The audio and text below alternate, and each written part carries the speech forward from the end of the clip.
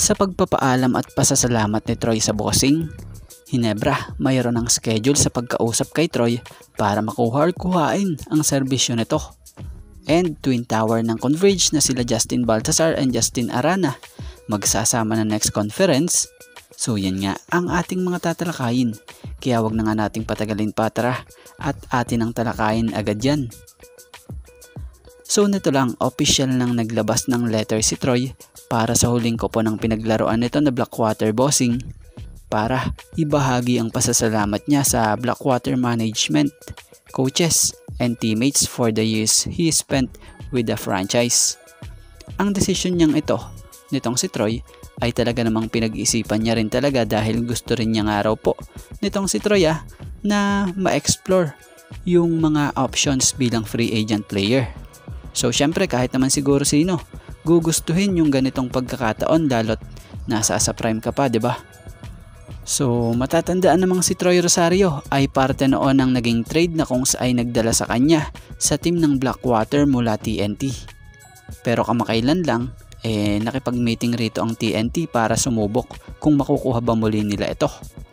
Pero sa ngayon patuloy ang ginagawa nitong si Troy na pakikipag-usap or pakinggan muna ang mga offer sa kanya bago siya magdesisyon. Una na nga pong napabalita may mga offer daw di umano ito mula sa Japan B-League and Korean Basketball League. At sa PBA naman, bukod sa TNT, batay sa report ng Fast Break Credit po. Batay nga po rito, Rosario met with the Tropang Giga management last week and is scheduled to talk with the Barangay Hinebra San Miguel King and the San Miguel Beermen in the coming days.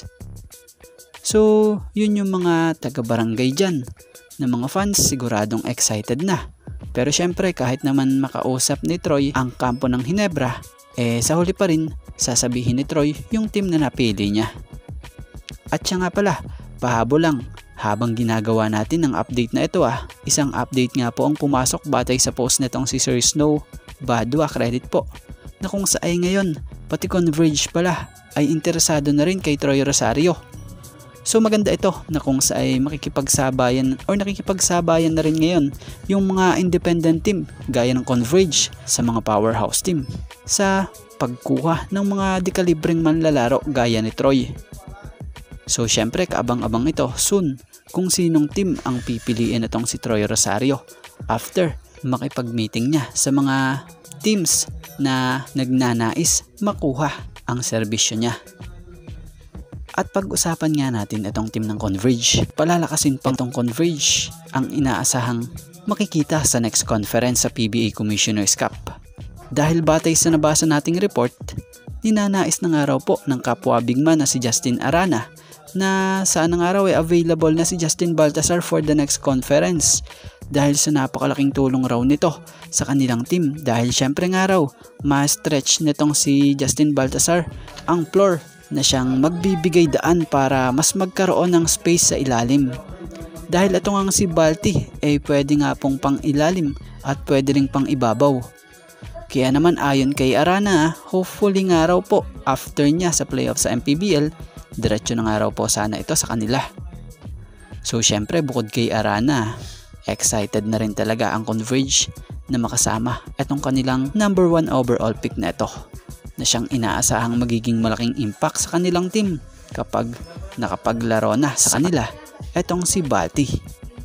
So yan sa ngayon mga ka-teammate, ito nga lang po muna ang ating sports pasada and thank you for watching guys and God bless everyone. Shoutout sa mga solid nating ka-teammate na sila Juan Saligue,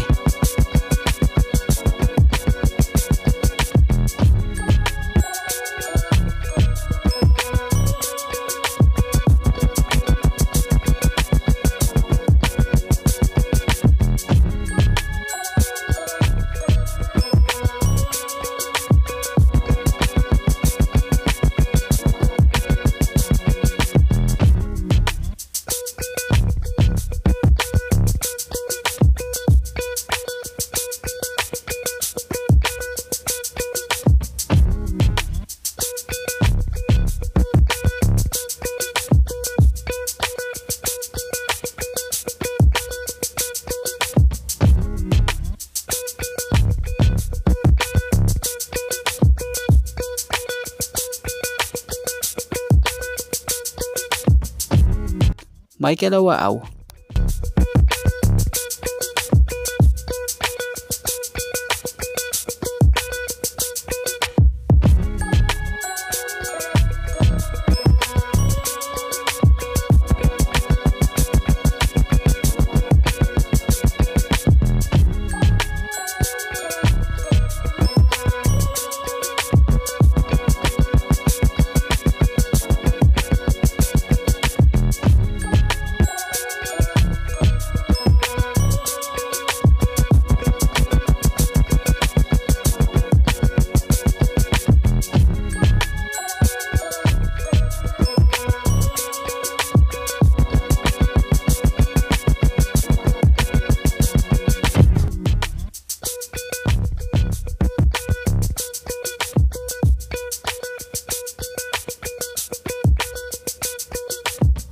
Katsakino,